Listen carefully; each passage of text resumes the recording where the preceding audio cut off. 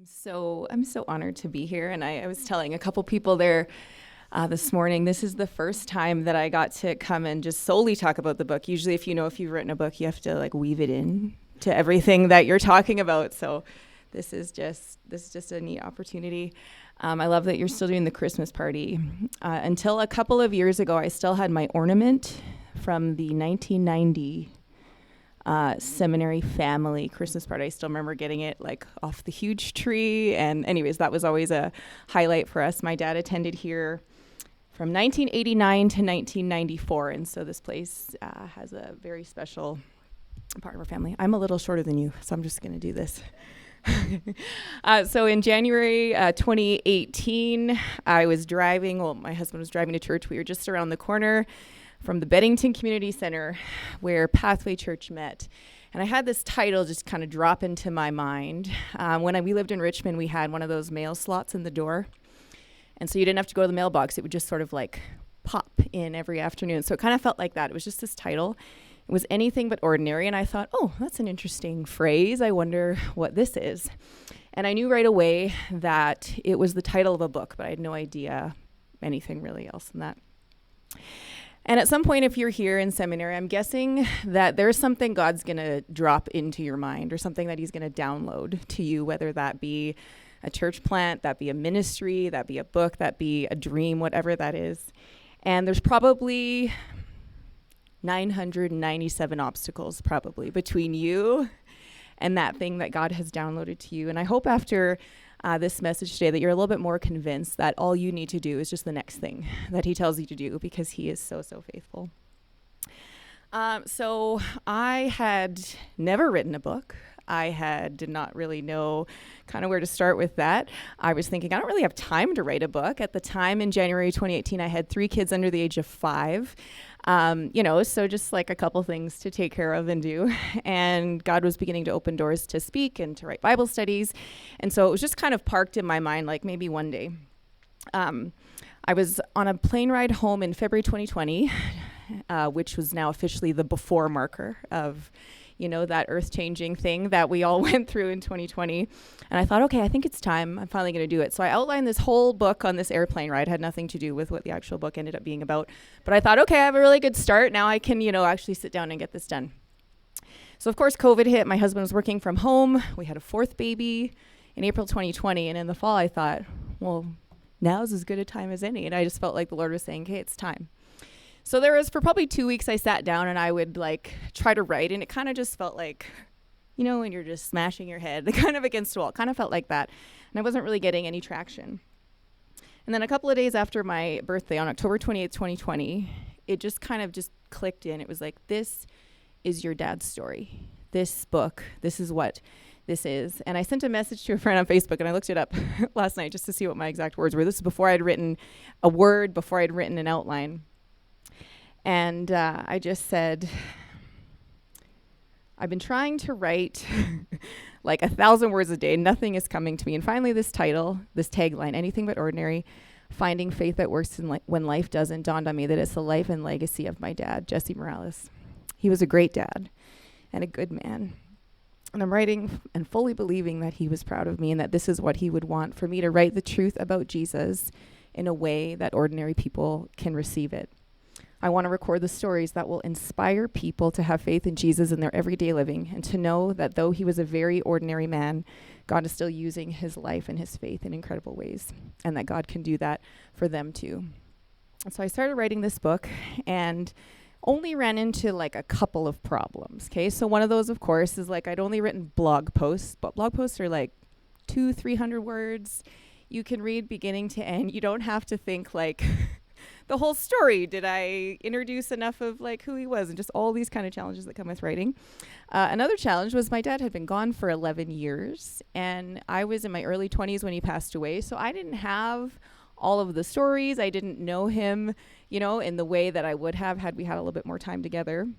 And as I would soon to find out, my mother, whom I dearly love to pieces, does not have the sharpest memory for detail. So I'm calling her probably like every other, like once a day, twice a day, one more question. And these were the kinds of stories like she would say.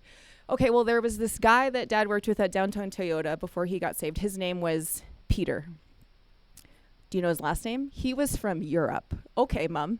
Peter from Europe, Eastern Europe. Okay, do you know his last name? Your dad was really good with details. And I was like, well, you know what, Mom? He's not here. So, like, can you dig in, a little bit more? Herb Reeser, he was a businessman who kind of discipled your dad. He came into the dealership and they would go for walks. What was his last name? Well, it was Herb Reeser. How do you spell that? I don't know. What did he do? He was a businessman in Vancouver. Okay, Mom. Good start. Richard Chang, he was the lot boy that worked with your dad who shared the gospel with him. Richard Chang. Now, I'll tell you, if you Google Richard Chang, you'll get like a lot of hits. Tons and tons of hits. Richard Chang, he went to seminary. Do you know where? Somewhere in Saskatchewan. It's like, okay. So I'm kind of like, how is this going to go? Because I don't have a lot of, these details that I need to write the story. So the research process for writing this book was really a series of conversations and interviews and just calling people and really just extracting different pieces of the story. It was interviews with my mom, my dad's family, his close friends, and anyone else who God just kind of prompted me to talk to. It was sifting through old notes and journals and emails and piecing together this story and trying to figure out how they all fit together. A good friend of my dad's who was a ministry friend, his name was Brian Harrell, and they live in Tennessee, and he partnered with our church, the church that my dad planted while he was in seminary here. It was a Filipino church, and they partnered with our church for maybe 3 years and did, like sports camps and family camp. And I called him. My mom said, "Oh, you need to call Brian." And Brian said to me, "Stephanie, about a year ago, I was cleaning out my filing cabinet, and I had this file that said Jesse." And it was, they became friends in the mid-90s, so it was kind of before, text messages and all those things. So he had printed copies of some emails of these different things, like just pictures, records of their mission trips and their relationship. And he said, I was going to throw it out. And the Holy Spirit said, don't throw this away. And he was like, well, why? And he goes, and now that we're talking, I'm starting to think that maybe God knew exactly why. I tried to find this Herb Reeser that my mom told me lived in Vancouver and was a businessman. I got really good at Googling, really, really, really good at Googling. I called, chased down Facebook posts and, kind of for like a whole morning. And finally I found two kind of leads. One was a church, and then one was like this sailing organization for the disabled or something like that, like in Vancouver. And one of them called back and left a message and said, you cannot expect us to give out personal, information, someone's phone number in this. So I was like, I'm so sorry. It's, thank you for your time. And the other guy, oh, Herb, he'll love to hear about this. Anyways, here's his number. He lives in Sherwood Park. So I started looking for Herb Reeser with nothing but Christian businessman, Vancouver, in the 80s. And I was on the phone with him by 2:30 that afternoon, just because the Lord is so good. And he's like in his late 80s, and I have since come to realize that I think that he is struggling a little bit with dementia. But in those early days when I called him, and he had sharp memories and he was able to just deliver those things. God has exactly what you need. And the last one, Richard Chang, I'll tell you this one. So there's thousands of people by this name in Canada. And I had chased down and just got kind of dead end after dead end after dead end. And found like an alumni Facebook group from the seminary. Oh, I know that guy, but I don't know what happened to him. Yeah, we lost track. Nobody could find Richard Chang. Nobody knew what happened to him. And so all my friends, were praying, like, we're going to pray that you find like Richard Chang and you can talk to him.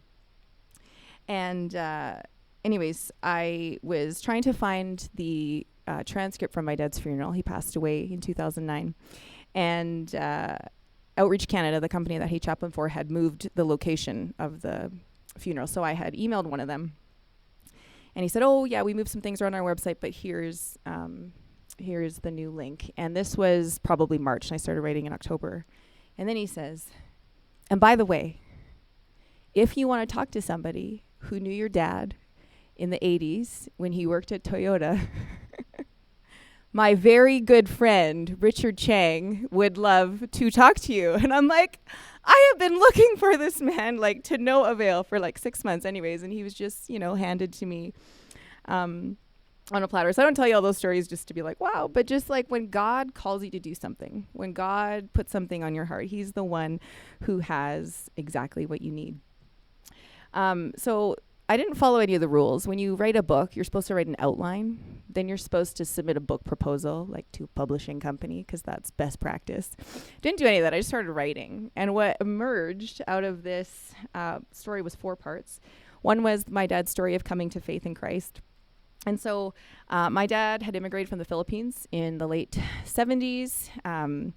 He had come to Canada looking for a better life. He had married my mom. And as those of you who are married know, getting married doesn't solve your problems, right? It just makes them not bigger. It just magnifies them. So they had a rough go. There's a few stories about that in the book that might make you chuckle. They made me chuckle when I wrote them. And my mom just had this very transformative experience with the Holy Spirit in her living room one day in her early 20s.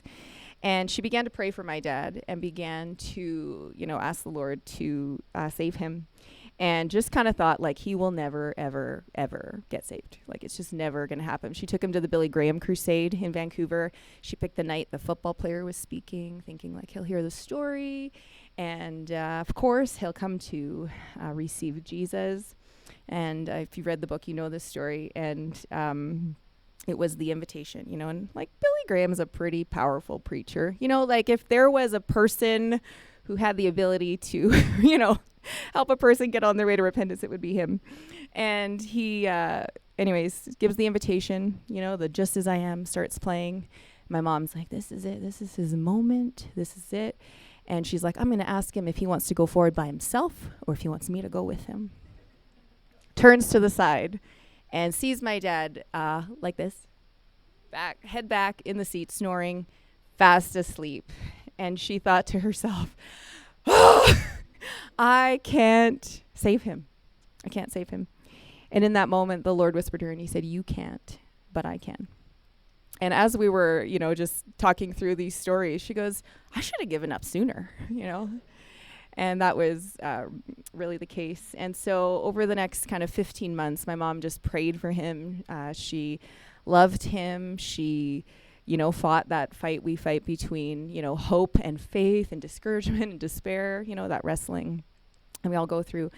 And had no idea that at the time there was this Christian coworker named Richard Chang who worked with him. He was the lot boy. He would move the cars back and forth from the new side to the used side. He would get tools and just kind of run stuff around. And some of the other mechanics told me when they illegally parked, where you're only allowed to park for 2 hours in downtown, they'd give Richard their keys and say, can you go move my car so I don't get a ticket? So he had a lot of different jobs on this lot. And potentially the most important one that he had was he was just an ordinary guy who loved the Lord and was willing to answer a coworker's questions about the Lord. So after my mom got saved, she did not know any of this at the time, but he went to work and he said to Richard, my wife says she's born again. Is that a cult?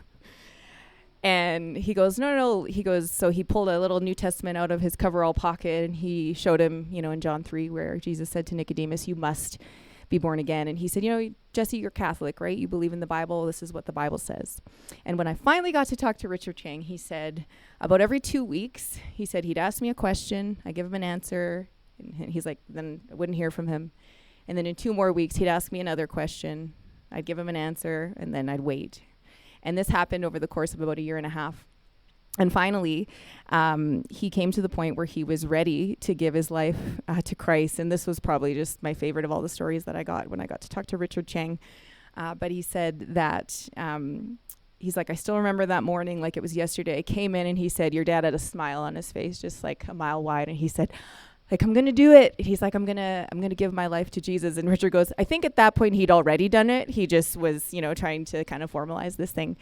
And so he'd written out this salvation prayer and he showed it to Richard. He goes, is this good? Like, was this going to work? And he's like, Jesse, it's more important, like what's in your heart than the actual words on the page. And so my dad had this plan. He was going to go to the church to meet with the pastor on his way home from work to become a Christian. Richard approved the prayer and went on with his day. And throughout that day, my dad was calling the pastor at Towers Baptist Church. It was Ron Hogue at the time, who Sherry knows, who also I got to talk to Ron Hogue because of Sherry's connection with him. And my dad was calling, and there was no answer. It was a Tuesday, and if you've ever been a pastor, that's a great Sabbath day for pastors, and so there was no answer. And so he called my mom after work, who that morning had written on his brown paper lunch bag the phone number of the pastor in big, bold, black letters, and handed him his lunch and said, "Don't forget to become a Christian today." And so he's calling the pastor. He's not answering. So he calls my mom at the end of the day, and he says, "I'm just coming home." She's like, "What?" What do you mean? And he's like, "Well, I've been calling the pastor all day, and he's not home. So, I'm just coming home." And she hangs up, and of course she's mad. It's never going to happen. If he doesn't do it today, he's never going to do it. He's never going to become a Christian. I'm never going to be married to a believer. My kids are never going to grow up with a believing dad. And my dad starts his drive home from Vancouver to Richmond. And just after the bridge to Richmond, he just gets this feeling like, don't go home. And so he says out loud to God, "Hey, God, I don't think you know me, but you know my wife, Kathy. I have a problem. I was going to become a Christian today, but I can't get a hold of the pastor. So if you're real, put him in the church. I'm turning left on Albion now." The next street was Albion, and Towers Baptist was about 2 minutes from there. So he turns the corner. He pulls into the parking lot. It's dark. And he's like, "Oh, there's no one here. I'm just going to go home." And then he goes, "I'll just try the door." So he goes in. Sure enough, the door's open.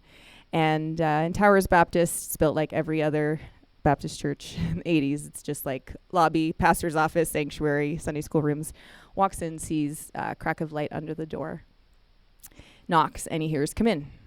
So he opens the door, and he sees Pastor Ron standing over his desk, wearing his jacket, kind of shuffling through some papers. And he says, "What are you doing here?" And Pastor Ron says, "This is my office." "What are you doing here?" And my dad goes, "No, you first."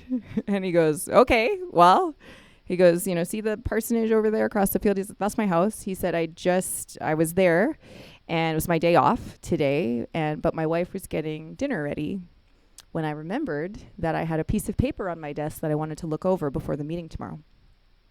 So I just popped in here just for a minute to find that piece of paper. And he goes, "Why don't you tell me what you're doing here?" And when I talked to Pastor Ron, he said he looked so solemn that he said, "I thought somebody had died or they were getting a divorce." That's how solemn he kind of looked. And he sat down and he said, I'm ready. And Pastor Ron goes, "For what?" And when I talked to Pastor Ron, he said, "I liked your dad," but he goes, "He was really a man of the world. And to be honest, I thought it was going to take a really long time, a lot longer." So he said him surrendering to Jesus wasn't exactly what I thought he was going to do that day. And he said, "I'm ready to become a Christian." He goes, "Oh." He goes, "Right now?" He goes, "Yeah." He goes, "But not in here. I don't want to do something spiritual in an office." Okay, so he says, "I want to do it in there." So he points to the sanctuary. So they go out, and Pastor Ron, opens the door of the sanctuary, and he said to my dad, he was 37 years old at the time, not a common age to give your life to Jesus, but he walked to the front of the sanctuary. I think it was maroon carpet, with the stairs, and he got on his knees. And Pastor Ron said, "I have never seen anything more powerful." He said it was like he became a little child.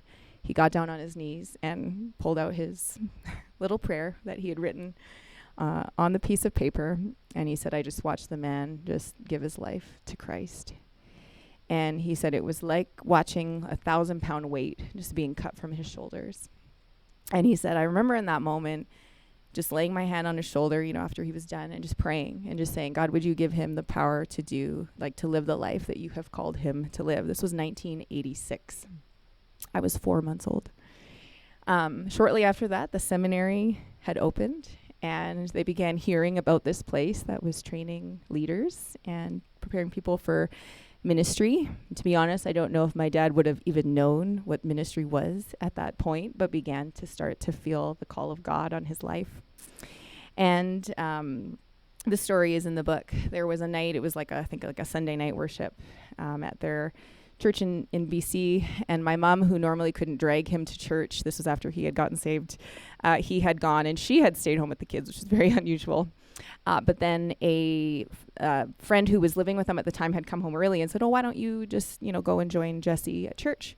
So she comes into the church a little bit late, and he looks and kind of has this surprised face, and he says, oh, I'm so glad you're here because I think God is calling us to do something. I think we need to go forward.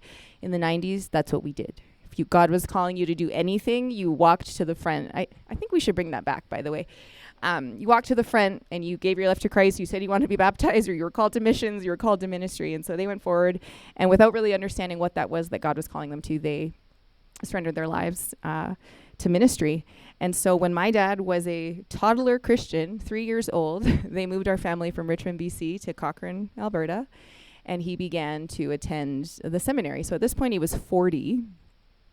He was born in the Philippines, so English was his second language. He was a mechanic by trade, so he was not a Hebrew scholar by any stretch. And but he, came, and he came home from his first day of school. And my mom said when she looked out the kitchen window and saw him walking up after the first day of school, her thought was, uh-oh. And he was walking up and just slumped shoulders. And he came home and he threw everything on the counter, and he goes, what have I gotten myself into? He's like, I can't keep up. I can't translate fast enough. I have no idea how I'm going to do this. And so she's like, I probably tried to fix it, in that moment, as she often did. But just remember saying to the Lord, oh no, we've sold everything and we've moved, and we can't, there's no going back now. And a couple of days later, he was here in the library, and a classmate of his, Kevin Trick, walked over, and he said, hey, Jesse, I have something for you. And he had out in his hands, he had a typed stack of papers. And he said, every day after class, I go home and I type out my notes, just, so I have just a record. And he goes, and so I don't know, I thought maybe this would help you. You seem a little bit overwhelmed. So from then on, for the 4 years that Kevin graduated in 4, my dad ended up doing 5, Kevin had these succinctly typed summaries from every class, so my dad could just sit and listen and just pay attention and engage with the discussion and not have to, worry about taking the notes and all that kind of stuff. So God just provided, just over and over and over again. There was a small team of, I guess they called themselves a brotherhood. There was probably maybe 6 to 8 of them that year, and they just were, many of them were first generation believers and feeling called to ministry, and just trying to figure out how to be godly husbands and godly fathers, and just walked together. And I got to chat with a few of them as the story unfolded. The next section of the book, after my dad coming to faith, was the call to ministry, and that was, of course, coming here. And after about 10 years of ministry, my dad ended up burning out, which unfortunately is very, very common in pastoral ministry. And they had a Filipino Bible study that kind of outgrew the living room and just kind of grew into a church. And in the early 90s, they called him, this Bible study, they called him Brother Jesse. And then one day someone said, hey, we should have an Easter worship service, just for our group. So everyone invited their friends, and that was the first day somebody called him pastor. And he was like, what? And he didn't feel like the pastor type. His pastors were Hamish Bunton and Henry Blackaby and Ray Woodard, and he just never really, I don't think, saw himself kind of in that same light. And but then he said, well, I guess if this is a church, then I'm the pastor. So there you go. That's how one way you can become a pastor of a church. So he ended up being diagnosed with burnout and depression about 10 years into the ministry. And this was the hardest part of the story to write, because there was nobody who knew anything about it. And this is something that made me just very sad, to know that you could be walking through this very heavy load, of this diagnosis and not really living in a time or a place where you could really talk about that, or like it was a common kind of discussion. But of course, God is so faithful, and through the year and a half that he had off of sabbatical, God just did a restoration work and just renewed his joy and his desire to reach the lost. My dad loved to tell people about Jesus, and it was like as natural to him as breathing. I think it was Jeff Christopherson, a few different people in the CNBC family endorsed my book very kindly. Susan was one of them. And I think he said Jesse was one of the most winsome evangelists I have ever known. You know, he just had a way of just weaving Jesus just into everyday conversations. The day after he got saved, he walked back into work. He was a mechanic at downtown Toyota.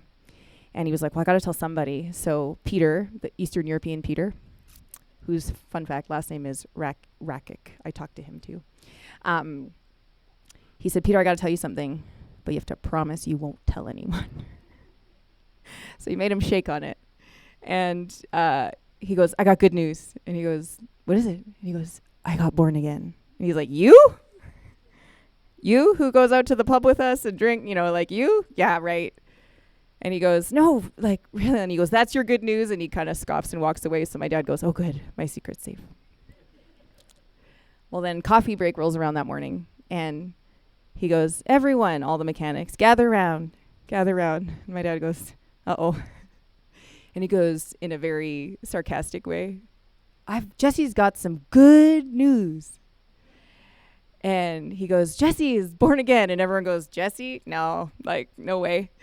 And then, a few comments like, oh, yeah, right. Now the church is going to take all your money, all the different things people of the world think about becoming a Christian.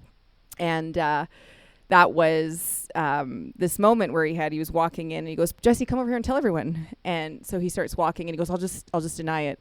But then he remembered watching an Easter movie on TV and he goes, well, Peter denied Jesus. Don't think I want to do that. I better just tell the truth. And so they go, it's true. And that was the first time in a roundabout way he told someone about his faith. And he did that right until the day that he died. And so in that year of restoration from this journey with depression and burnout, God just really restored his passion for the lost. And so out of that season, my dad got connected with corporate chaplaincy, which was a perfect fit for somebody who's not administratively or organizationally gifted, but just loves to be with people and talk about Jesus. He got to bring them Tim Hortons coffee and listen to their life's problems and answer them with the Bible. And then he also became the church planting pastor, and they planted with Jerry, I see Jerry in the back there, Simons Valley Community Church, which became Pathway, which is now Pathway at Cambrian. And he spent a couple of years in this kind of renewed season before May 5th, 2008, which brings me to the last part of the book. So that day we got I got a phone call that changed everything. I was living in Lethbridge at the time, pretty newlywed. And my dad called and he said, is Mike home? And I said, yeah, why? And he said, are you sitting down? And he said, I have some bad news. The doctor said I have ALS. And I have 2 to 5 years to live.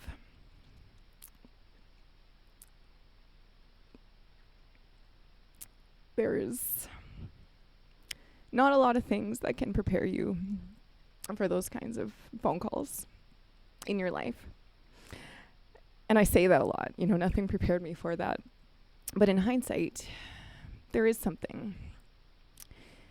When you look back on your life and you look back, on your family, and you look back on a life lived and a legacy, and you see a pattern of life not working, God being faithful, not having what it's going to take, God providing, not being able to see a way out or through, and God being who he says he is, it gives you a little bit of confidence in those moments.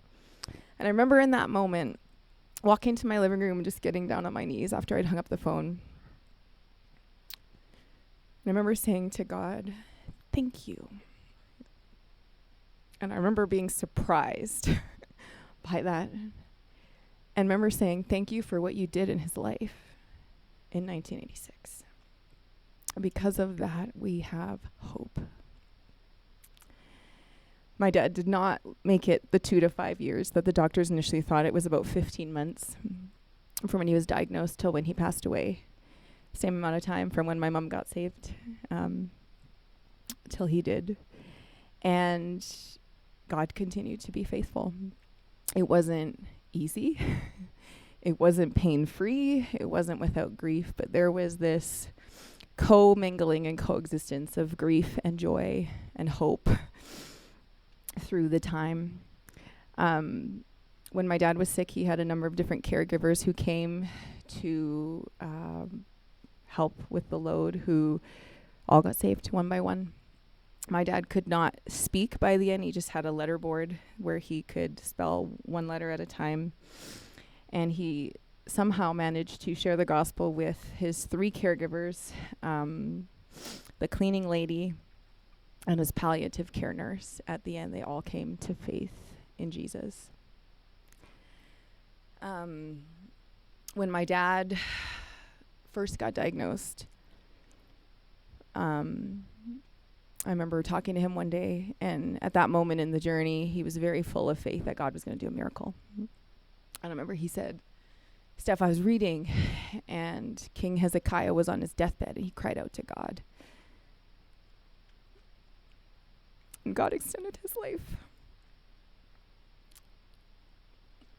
This fall, after I had finished writing the book and finished editing the book, I was sitting in church, and the pastor started talking about King Hezekiah, and I thought, oh, really, Lord?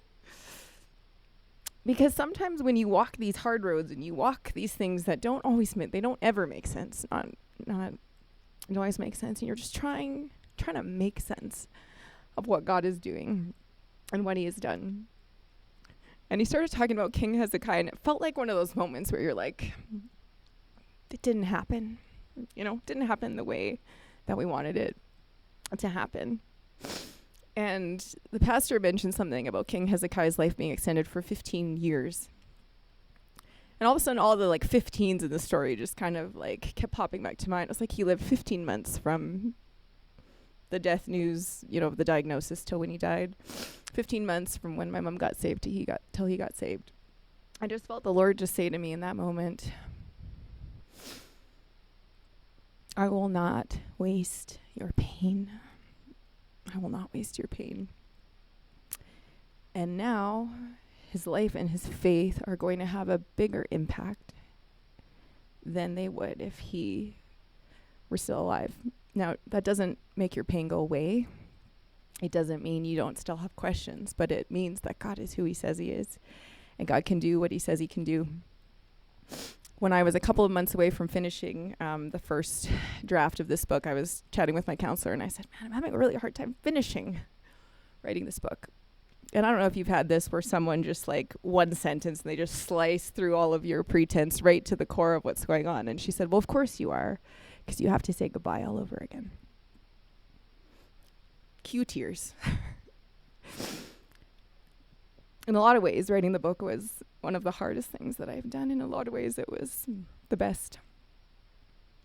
I got to spend 6 months getting to know my dad, getting to know his story, getting to know all of these stories, all of the different ways that God wove things together, and all of the obstacles that there were, all the times where they were overcome with faith.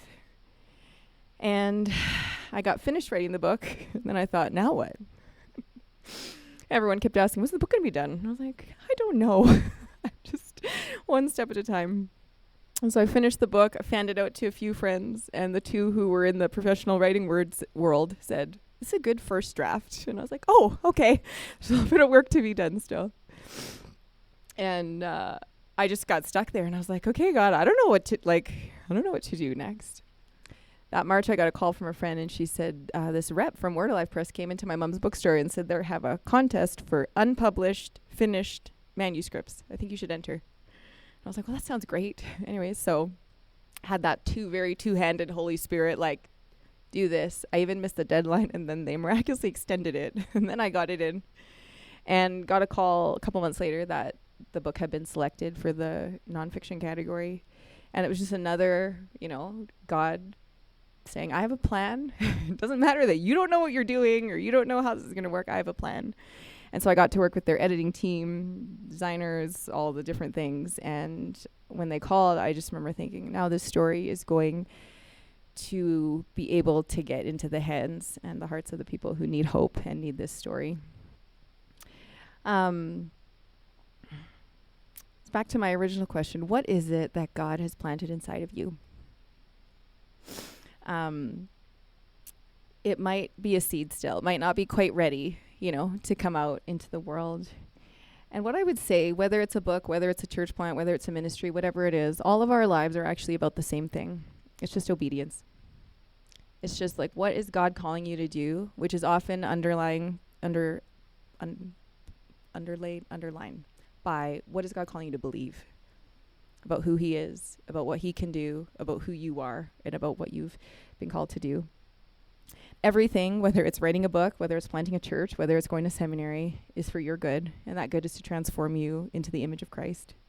It's for the glory of God, so he can really say, like the verse says in 1 Corinthians, not many were wise from a human perspective, not many powerful, not many of noble birth, but God has chosen what is foolish in the world to shame the wise. God has chosen what is weak in the world to shame the strong.